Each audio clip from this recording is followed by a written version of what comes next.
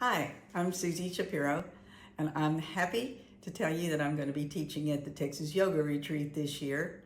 I'm really happy to be back. I'm looking forward to meeting old friends and making new ones. So, I was asked, the teachers have been asked to make a little quick video to introduce ourselves.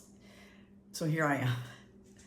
I'm going to be teaching an Iyengar yoga class, and wanted to tell you a little bit about what made me get involved in yoga in the first place and why Iyengar yoga made a difference and what I think it can do for you. So by the time I was 28 years old, my body had experienced more physical trauma and maybe mental than most people experience in a lifetime. I made a list. I'm not going to bore you, but it's more than a dozen just physical injuries. So I was in a lot of pain, a lot of physical and discomfort, mental anxieties, things like that. My life wasn't in a happy place. I heard that, and a lot of it involved my back. Then I heard that yoga was good for your back. And so I thought, well, I'll just give it a try. So in the, late 70s, early 80s, I was taking yoga from all of the people that were in town, teaching, different forms of hatha yoga, all good teachers. I was young and flexible and strong and determined, and I was really hurting myself more than I helped myself. And I realized it could not be the yoga. It couldn't be the fault of the yoga. It had to be how I was practicing. And then George Purvis came to town, and he brought Iyengar yoga into Houston.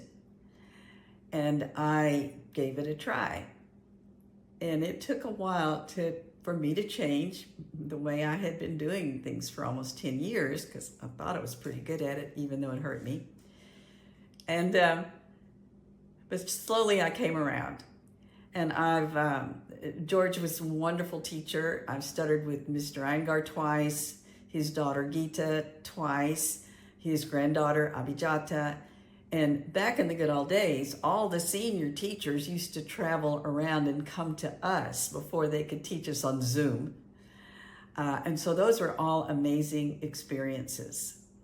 And it really did change my life. It gave me tools and a point of view, a structure that I could work from, that I could understand. And it's really kept me moving forward.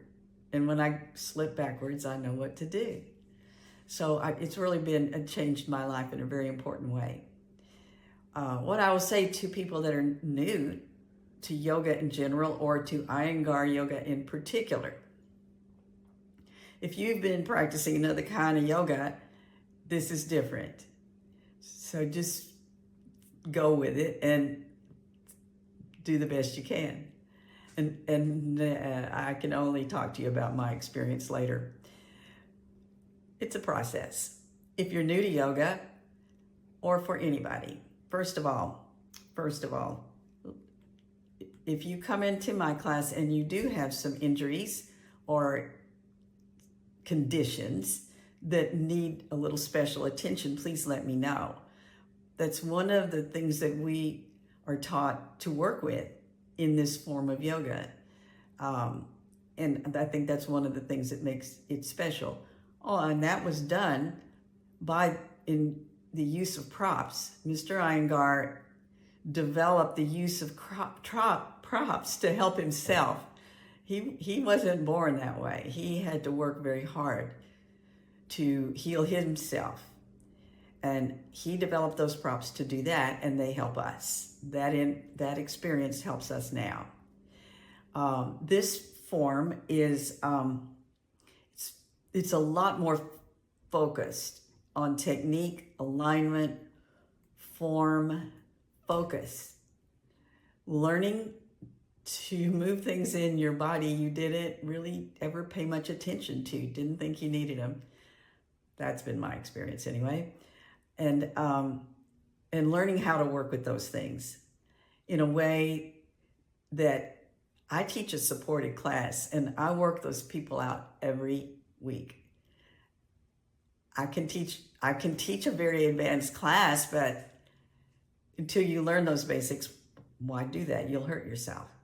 So you learn the basics. You find those places in your body that work well, the ones that don't work well, and find out how to work with the ones that need some help without hurting yourself. I always say that yoga, you should never practice yoga in pain, but it should be supernatural, sensational. You should be feeling something, but not pain ever. That's when we need to change. So that teaches you how to work with yourself, make yourself better, it's a joyful process to me. Once you get over sort of the initial frustration of not knowing what in the world you're doing, then it becomes a big adventure.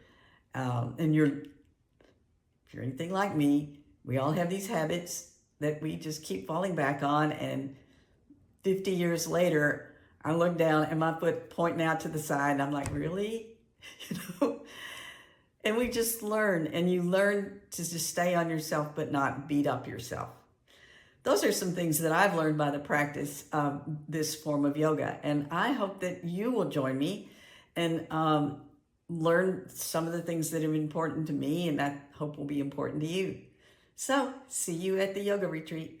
Thanks. Bye-bye.